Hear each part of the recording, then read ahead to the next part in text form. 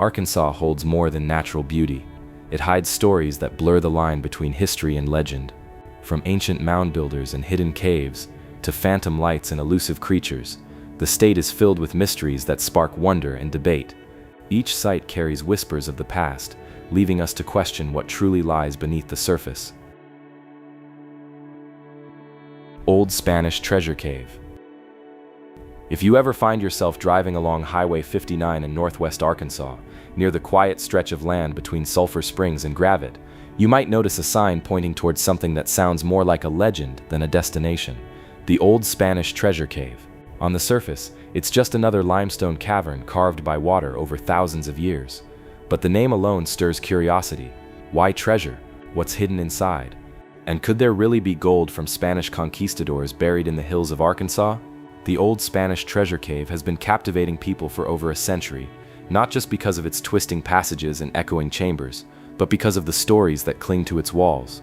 To step inside is to step into a place where history, folklore, and hope all collide. Let's start with the setting. Geologically, this is what's known as a karst maze cave, meaning the limestone has dissolved over time into a honeycomb of tunnels, crawlways, and chambers. Some rooms are surprisingly large and cathedral-like, while others tighten into narrow corridors. The air is cool and damp, hovering around the mid-50s year-round, with that earthy mineral smell you only find underground. The walls glisten with moisture, and water drips softly into shallow pools, echoing faintly in the dark. But the cave's real draw has never just been geology. It's the legend of buried treasure that has lured generations of explorers, dreamers, and skeptics. The story goes back to the early 1700s, when Spanish conquistadors were said to have ventured into this part of what's now Arkansas. According to the tale, they were carrying immense wealth, bars of silver, gold coins, and priceless jewels plundered during their expeditions. On their journey northward, they were ambushed by Native Americans. To keep the treasure from being captured, the Spaniards supposedly carried it deep into a cave, sealed it behind rocks, and left behind maps scratched on parchment and carved into stone. Few survived, and the treasure was never recovered. That's the seed of the story. But like most legends, it has branched into many variations. In one version, a Spanish nobleman named Don Carlos Lavilla led the expedition. When attacked by a bear near the cave's entrance, he barely escaped alive and decided to stash his cargo inside. His descendants, according to local lore, returned generations later with old maps, only to find the supposed vault empty. Another variation ties the cave to Hernando de Soto's expedition of the 1500s, suggesting some of his men, desperate and far from home, buried what little remained of their riches before perishing. Yet another tale, popularized in the 1970s, claims that bandits caught in a blizzard stumbled into the cave and hid their stolen gold there, never to return. Over the decades, explorers and treasure hunters have poured into the cave with shovels, dynamite, and dreams. None ever found a chest overflowing with coins, but they didn't leave empty-handed either. Fragments of a sword blade, rusted belt buckles, pieces of armor, and even coins have been discovered within the cave. The current owners, Paul and Tracy Linscott, say they've pulled up a gold bracelet and artifacts that undeniably point to old European origins. For skeptics, these are dismissed as coincidences or misplaced relics. For believers, they're proof that the legend holds water. One of the most intriguing discoveries happened during a drought, when water levels dropped inside a sealed portion of the cave. Carved symbols were revealed on the walls, pointing toward what seemed to be a hidden chamber. The owners began to dig, hoping to uncover something significant, but as the rains returned, water flooded back in, halting the excavation. The chamber remains sealed, its contents, if any, still a mystery. That's the magic of this cave. Even without piles of gold, there's always the suggestion of almost found, almost uncovered, just one step away from discovery. That feeling is what keeps the legend alive. Today, the Old Spanish Treasure Cave operates not as a mining site, but as a tourist attraction. Guided tours wind through a mile or so of its passageways. The paths are lit, the footing is mostly easy, and guides are quick to share both the history of the cave and the wilder stories attached to it. You'll pass through places named the Cathedral Room, with its high ceiling and echoing acoustics, and the Theater Room, where in recent years the owners have actually hosted movie nights. Yes, complete with popcorn in a cave. Visitors describe the tours as relaxed and friendly, with a personal touch that makes the experience feel more like being let in on a secret than shuffled through an attraction. Outside the cave, you can pan for gems and fossils, shop for rocks and souvenirs, or just sit and imagine what might still lie undiscovered under your feet. What makes this place special isn't just the treasure story, it's the way the cave blends hard fact with possibility. On one hand, you've got a genuine geological wonder, a limestone cavern that speaks to the natural history of Arkansas. On the other, you've got artifacts and oral traditions that leave the door cracked open to mystery, and between those two, you have the human imagination, which always hungers for a story of hidden fortune waiting to be claimed. Not every visitor comes away convinced. Some roll their eyes at the talk of conquistadors, making it this far north, pointing out the lack of solid evidence in historical records. Others think the so-called artifacts could easily have been lost by early settlers, or planted to enhance the legend. But even skeptics often admit the cave itself is beautiful, and the idea of hidden treasure adds a layer of excitement you don't get in every cavern tour. If you visit today, you'll notice both the positive and the challenges. On the positive side, it's affordable, family-friendly, and off the beaten path, so you're not jostling with huge crowds. The guides genuinely seem to enjoy what they do, and there's a welcoming, small-town charm to the whole operation. On the other hand, parts of the cave are still under exploration, meaning some areas are closed to the public. If you're expecting a flashy theme park-style setup, you might be disappointed. This is a quieter, more personal kind of attraction. And like all caves, it's damp, slippery in places, and not ideal if you dislike confined spaces. Yet even with those limitations, there's a feeling here you can't quite shake. When you stand in the dim light, listening to water drip in the silence, it's easy to imagine torches flickering centuries ago, the sound of boots scraping over stone, and the hurried whispers of men hiding something they desperately wanted to protect. Whether that something was piles of gold or just their own survival is another question. So is there really treasure hidden in the old Spanish treasure cave? No one can say for certain. The best estimate, if you believe the legend, puts the value at around $40 million. But maybe the real treasure isn't gold at all. Maybe it's the thrill of mystery, the sense of standing in a place where history and myth blur together, and the possibility that tomorrow someone might finally uncover the truth. For me, that's what makes the old Spanish treasure cave worth the visit. You may walk out with nothing more than a few souvenirs from the gift shop, but you'll also walk out with a story, one that has been passed down, reshaped, and kept alive for hundreds of years. And that story, whether fact or fiction, has a value that doesn't need to be measured in coins.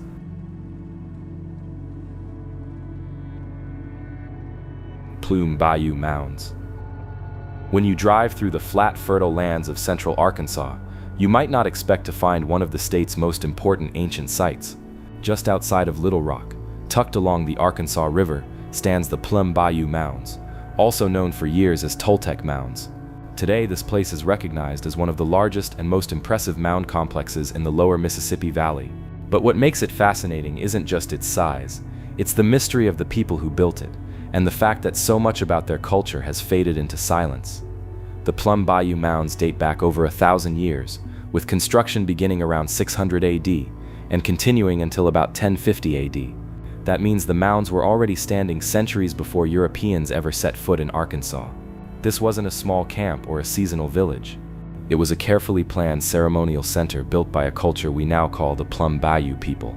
Archaeologists gave them that name because they were centered in the Plum Bayou region of the state, but their true name, what they called themselves, has been lost to history. When you walk the grounds today, you can see 18 different mounds spread across the site, though originally there may have been more. 2 of them are especially large. The biggest stands about 49 feet tall, towering over the flat delta landscape. To build something that massive using only baskets of earth carried by hand shows an extraordinary level of organization and cooperation. It wasn't the work of a single generation. It took decades of construction, probably involving entire communities working season after season to pile up soil, shape it, and pack it down. But here's the puzzle.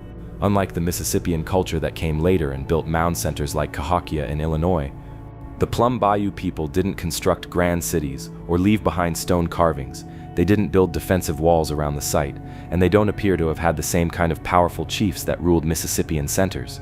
Instead, their mounds seem to have served ceremonial, ritual, and perhaps astronomical purposes. And that brings us to one of the most intriguing aspects of the Plum Bayou Mounds, their alignment. Archaeologists have found that the placement of the mounds isn't random.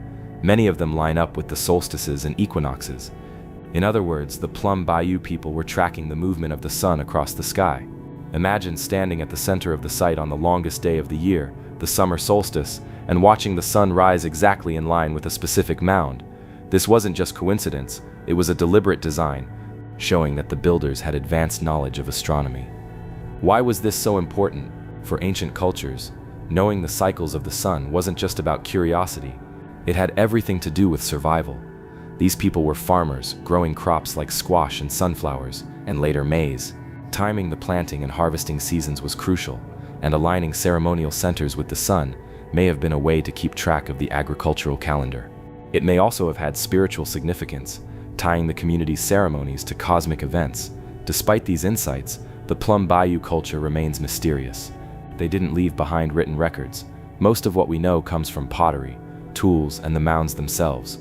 Their pottery is distinctive, often decorated with simple geometric designs or punctuated patterns. Some vessels show evidence of being used in rituals, perhaps feasts or offerings. But beyond that, there's little to tell us what their belief system was like or how their society was structured. By around 1050 AD, the Plum Bayou people stopped building mounds. Not long after, they seem to have abandoned the site altogether. Why? That question has haunted archaeologists for decades. Some suggest that changes in climate or environment may have made farming harder.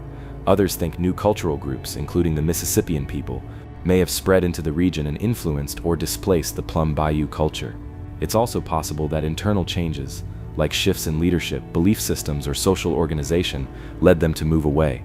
Whatever the cause, the Plum Bayou mounds were left behind, standing silently as the centuries passed. When Europeans eventually arrived in Arkansas in the 1500s, the site was already ancient. Local native groups like the Quapaw, who later lived in the area, did not claim to have built the mounds. This deepened the sense of mystery, leading early settlers to speculate about who could have created them. Some even imagined lost civilizations or exotic groups, but modern archaeology has firmly established that the builders were native peoples whose descendants still live across the southeast.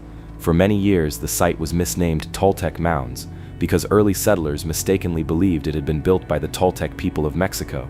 That misunderstanding stuck for generations. But in recent decades, scholars and native communities pushed for the correct recognition. Today, the name Plum Bayou Mounds honors the local culture that actually created the site. Walking through the site now, you can almost feel the weight of history. The Arkansas landscape is quiet, the river flowing nearby, and the mounds rise up like green hills on the flat horizon. Visitors often describe a strange mix of calm and awe, standing where people gathered 1,000 years ago for ceremonies that are still a mystery to us. It sparks the imagination. Were these gatherings joyful celebrations of harvest?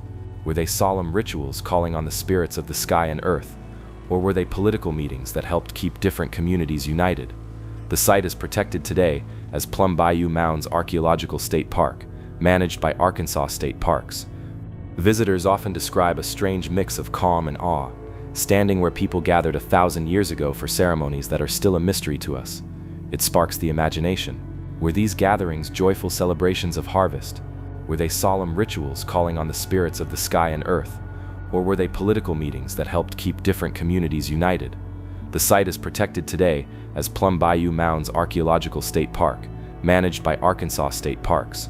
Fertile soil made farming possible, and the open sky gave a perfect view of the sun's path. At the same time, the site faces challenges. Like many archaeological locations, it has been damaged in the past by looting, farming, and erosion. Preservation efforts today focus on protecting the mounds from further harm and educating visitors about their importance. For native communities, the site also holds cultural and spiritual value, serving as a reminder of the long history of their ancestors in the region. The mystery of the Plum Bayou people isn't just an academic puzzle.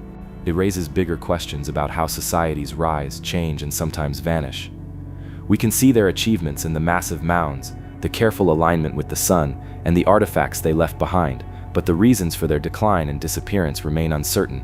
In that way, the site speaks to the fragility of human cultures, and the way time can erase so much, leaving only fragments for us to piece together. Standing there today, it's impossible not to feel connected to something bigger.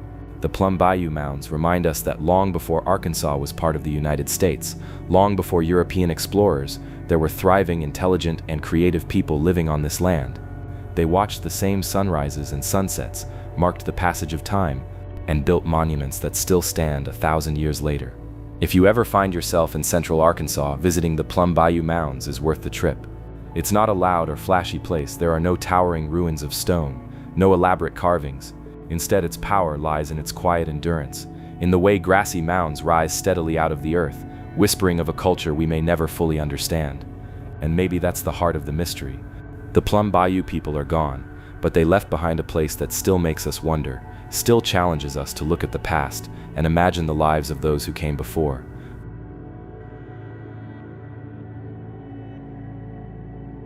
Gurdon Light. If you head deep into the small town of Gurdon, Arkansas, there's an old stretch of railroad track that carries one of the most persistent ghost stories in the state. It's called the Gurdon Light, and for decades people have come out here to witness a strange floating orb of light that appears along the abandoned rail line. Some say it's the spirit of a railroad worker carrying his lantern. Others think it's natural swamp gas, or even some kind of unexplained atmospheric energy. But whatever it is, the Gurdon Light has become one of Arkansas's most famous mysteries. The story begins back in the early 1930s. Gurdon was a quiet railroad town at the time, a place where life revolved around the tracks that carried trains hauling timber and freight. One night, locals began reporting a strange glowing light hovering along the tracks just outside of town. It wasn't a constant thing. It appeared at odd hours, sometimes flickering faintly, other times shining bright enough to light up the surrounding trees. Word spread quickly, and before long, the mystery light became a piece of local folklore. The most popular legend ties the light to the violent death of a railroad worker.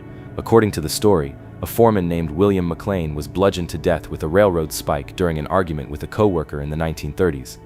The killer was caught and executed, but people believed McLean's spirit never left the tracks. They said the glowing orb was the ghostly image of his lantern, swinging back and forth as he searched for justice, or maybe even for his severed head, depending on which version of the tale you hear.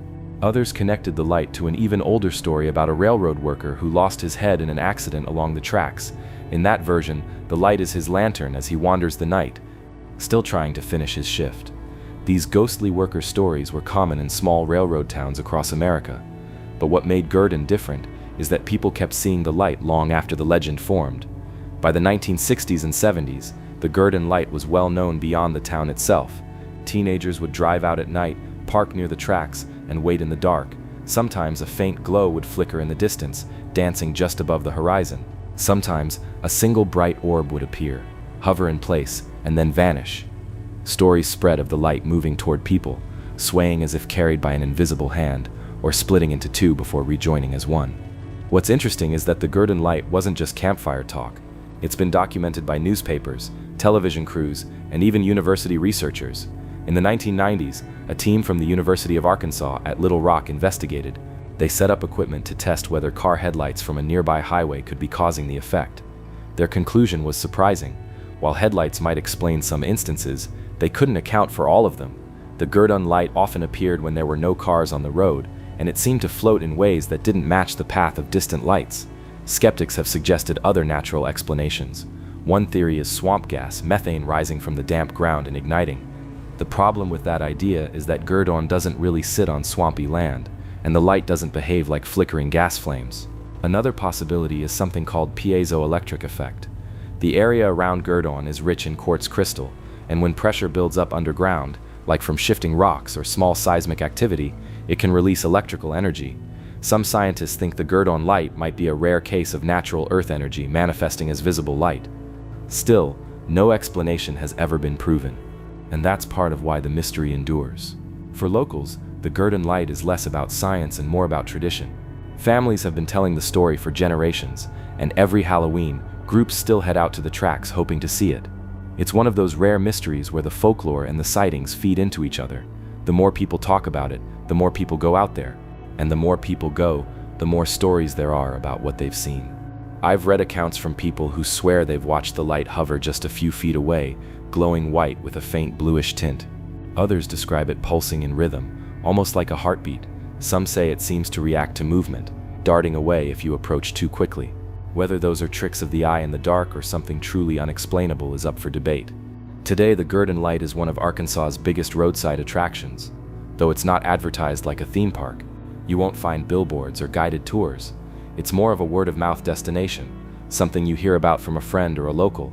If you want to see it, you drive to the edge of town, follow an old dirt road, and hike along the tracks at night. It's quiet out there, with only the sound of crickets and the rustle of the woods around you. The atmosphere alone is enough to send a shiver down your spine even before you see anything unusual. But not everyone is a fan of people wandering the tracks at night. The area is still near active rail lines, and there have been concerns about trespassing and safety. Locals warn visitors to be cautious, and authorities have occasionally tried to discourage ghost hunters. Despite that, the light remains a steady draw. People come from all over Arkansas, Texas, and beyond just to say they've stood where the ghostly glow has appeared. What makes the Gurdon Light so compelling is that it sits right on the border between folklore and science. On one hand, you have a chilling ghost story rooted in real historical tragedy. On the other, you have serious researchers who admit they can't fully explain what people are seeing. That balance keeps it from being dismissed as just another roadside hoax. Even if you don't believe in ghosts, there's something undeniably intriguing about a light that's been reported for nearly a century, always in the same spot by thousands of different people. At the very least, it's one of those mysteries that reminds us how much we still don't know about the natural world. If you ever make it to Gurdon, you'll find a small town with a big legend. The railroad no longer dominates life here the way it once did, but the tracks still cut through the woods, and the stories still echo among the people who live nearby. Some will tell you straight-faced that the light is real and that they've seen it. Others will shrug and say it's just headlights or imagination. Either way, the legend has become part of Gurdon's identity, and maybe that's the real power of the Gurdon Light. Whether it's a restless spirit, a geological anomaly, or just a trick of the night, it's something that brings people together. It sparks curiosity, wonder, and a touch of fear, all the things that make ghost stories last. If you visit today, you might leave without seeing anything at all. Or you might catch a flicker, a glow, something hovering just out of reach in the dark. And in that moment, whether you believe or not, you'll understand why the mystery of the Gurdon Light has survived for so long. Fouke Boggy Creek Monster. The Fouke Monster, often called the Boggy Creek Monster, is one of Arkansas's most enduring mysteries. It's a legend that blends folklore, eyewitness accounts, and a bit of Hollywood influence into a story that has haunted the small town of Fouke for decades. Some call it Arkansas's version of Bigfoot, but the locals will tell you it's something far more unique, and the stories that surround it make this one of the South's most famous cryptid tales. The first widely reported sightings of the creature go back to the early 1970s, though locals claim it had been lurking in the swampy lowlands of Miller County long before then. Descriptions are fairly consistent: a large, hairy, man-like figure standing around 7 feet tall, weighing perhaps 300 pounds or more, and covered in dark hair. Witnesses often say it has a foul odor, something like a mix between a skunk and a wet dog, and that it moves with surprising speed and agility for its size. Unlike Bigfoot sightings in other parts of the country, the Fouke Monster is almost always tied to the swamps, creeks, and thick bottomlands of the Sulphur River area, especially around Boggy Creek. The story exploded into public awareness in 1971 when Bobby and Elizabeth Ford reported a terrifying encounter at their rural home near Fouke. According to their account, the creature tried to break into their house one night. Bobby claimed he shot at it multiple times with a rifle, though there was no clear evidence that he hit it. Elizabeth described seeing a hairy hand reach through a window screen. They said the animal left claw-like marks and damaged the siding of the house as it tried to get in. The Fords were so shaken by the incident that Elizabeth was treated for shock at a local hospital. The next morning, investigators found tracks around the house, 3-toed prints, which added a strange twist since most Bigfoot reports describe 5-toed creatures. This incident was heavily covered in newspapers, sparking curiosity and fear. Soon, hunters, reporters, and curiosity seekers were flocking to Fouke. The town became a hotbed of attention, and people began combing the swamps in hopes of catching a glimpse of the mysterious beast. Some claimed to have seen it dart across a road. Others swore they heard its eerie, echoing cries in the night. More tracks were reportedly found, and while some experts dismissed them as hoaxes, others couldn't explain them away so easily. The legend really cemented itself in American pop culture when filmmaker Charles B. Pierce released The Legend of Boggy Creek in 1972. This low-budget docudrama mixed real interviews with dramatized reenactments of alleged encounters. The film leaned heavily on the story of the Ford family, but also included other supposed sightings in the Fouke area. It was shot in a gritty, realistic style that made it feel more like a documentary than a horror movie, and it scared audiences across the country. Despite its small budget, the film was a surprising hit, grossing millions at the box office, and helping to solidify the Fouke Monster as a household name. The movie's success turned Fouke into a cryptid tourism hotspot, Even today, fans of the legend still make pilgrimages to Boggy Creek, searching for traces of the monster. The film's popularity also led to sequels and spin-offs, though none captured the eerie authenticity of the original. But beyond Hollywood, the question remains: what exactly is the Fouke monster? Skeptics suggest it's nothing more than misidentifications of black bears, which are common in Arkansas and can rear up on their hind legs, looking eerily human-like. Others point to escaped exotic animals, or even elaborate hoaxes designed to drum up tourism. The three-toed tracks in particular fuel doubts, since they don't match any known primates or bears. Some cryptozoologists argue that if the creature is real, the odd tracks could point to a unique, unknown species. The legend also draws strength from the geography of the area. The Sulphur River bottomlands are dense, swampy, and difficult to navigate, even for seasoned outdoorsmen. It's easy to imagine that such a wild, overgrown place could hide something unknown. At night, with the sound of frogs, insects, and shifting water, the swamp can play tricks on the senses. Every rustle or splash can feel amplified. Locals who grew up near Boggy Creek will often tell you that even if you don't believe in the monster, you'll still feel uneasy walking those woods after dark. Through the years, new reports have continued to surface, though less frequently than during the frenzy of the 1970s. Some hunters and campers claim to have heard chilling screams that didn't sound like any animal they recognized. A few still report seeing a large, shadowy figure moving quickly through the trees. Others insist they've smelled the foul odor right before hearing something large crashing through the brush. Of course, the skeptics remain firm. Many say the Fouke monster is just a local legend that grew out of a few strange incidents and was amplified by media attention and the success of the film. But others argue that legends don't survive this long without some kind of truth at their core, whether it's a misidentified animal, a cryptid, or just a story passed from one generation to the next. The Fouke monster has become part of Arkansas's cultural identity. Today, Fouke embraces its monster with pride. There's a small museum dedicated to the Boggy Creek legend, and local shops sell memorabilia for tourists who come to experience the place they've seen on screen. The annual Boggy Creek Festival celebrates the legend with screenings, speakers, and vendors, giving fans and locals alike a chance to connect over the shared story. If you visit the area now, you'll find the town of Fouke is still small, still surrounded by the thick woods and waterways that birthed the legend. Walking along the quiet back roads, or standing at the edge of the creek, it isn't hard to imagine something moving just out of sight in the dark tree line. Whether it's real or not almost becomes secondary. The feeling of the place itself is enough to stir your imagination. In the end, the Fouke monster is more than just a cryptid story. It's a blend of folklore, community identity, and a little Hollywood magic. It's a reminder of how mysteries can take root in the landscape and in people's imaginations, becoming something larger than life. The swamps of Boggy Creek may or may not hide a 7-foot hairy beast, but they definitely hold a legend that has stood the test of time. And if you ever find yourself driving the back roads of Fouke late at night, with the mist rising off the water and the woods pressing close on both sides, you might find yourself glancing over your shoulder, because in a place like Boggy Creek, sometimes the line between myth and reality feels thinner than you'd expect. Blowing Cave, Cushman. Deep in the Ozark Mountains of north-central Arkansas sits a place that feels more like a storybook passage than a point on a map. It's called Blowing Cave, located near the small town of Cushman in Independence County. From the outside, the cave doesn't look like much, a simple rock opening in the side of a hill, the kind you could pass by without thinking twice. But over the years, Blowing Cave has become one of Arkansas's strangest legends, tied not only to local folklore, but also to wild claims of underground civilizations, secret tunnels, and even beings that some describe as anything but human. The first thing to know about Blowing Cave is how it got its name. In the summer, when the air outside is hot and heavy, the mouth of the cave pushes out a constant stream of cool air. In the winter, when the outside world is icy and still, the cave seems to draw the air inward. Locals noticed this centuries ago and called it a breathing cave. That natural airflow is what gave Blowing Cave its identity, and it also made people wonder just how big the underground system really was.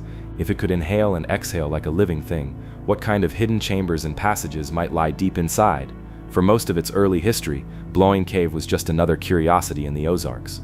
Farmers, hunters, and explorers sometimes poked around inside, finding narrow tunnels, underground streams, and rooms carved out by water over thousands of years. But it wasn't until the mid-20th century that the cave's reputation took a strange turn. A series of stories began to spread, suggesting that Blowing Cave was more than just a natural wonder. According to some accounts, it was a doorway into an underground world. One of the most persistent legends comes from people who claim that explorers once ventured deep into Blowing Cave and never returned. The story goes that in the late 1800s, a group of men followed a passageway farther than anyone had before. They crawled through tight squeezes, waded across dark pools, and finally reached a vast underground chamber filled with glowing light. Some versions of the tale describe strange plants and even creatures unlike anything on the surface. Others say the men stumbled upon the remains of an ancient civilization hidden beneath the Ozarks. Whatever they found, the men didn't make it back to tell their story firsthand. Only fragments of the tale survived through rumors and retellings, fueling the idea that Blowing Cave hides a great secret. In the 1960s and 70s, the cave's legend gained new life thanks to a bizarre claim that Blowing Cave connects to a network of tunnels used by an ancient race known in folklore as the blonde-haired giants, or sometimes even reptilian-like beings. Some versions tied the cave to the hollow earth theory, the idea that advanced civilizations live inside the planet, hidden away from modern society. A few people even reported encounters with tall, pale-skinned humanoids inside the cave, describing them as friendly but secretive, like guardians of a hidden world. These claims were never proven, of course, and many skeptics point out that cave exploration often sparks exaggeration. When you're in the dark, in a place that twists and echoes, your senses play tricks on you. A shadow becomes a figure. A draft of air feels like a presence.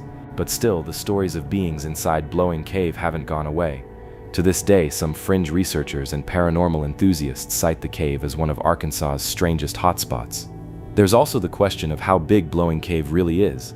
Modern cavers who've mapped sections of it say the system stretches farther than most people expect. Tight crawls open into wide chambers, and some passages go on for hundreds of feet. Underground streams run through parts of it, creating deep pools and waterfalls hidden from the surface world. And like many caves in the Ozarks, Blowing Cave connects to layers of limestone that stretch for miles. It's easy to believe that vast unexplored sections still remain, waiting for someone brave enough or reckless enough to push farther.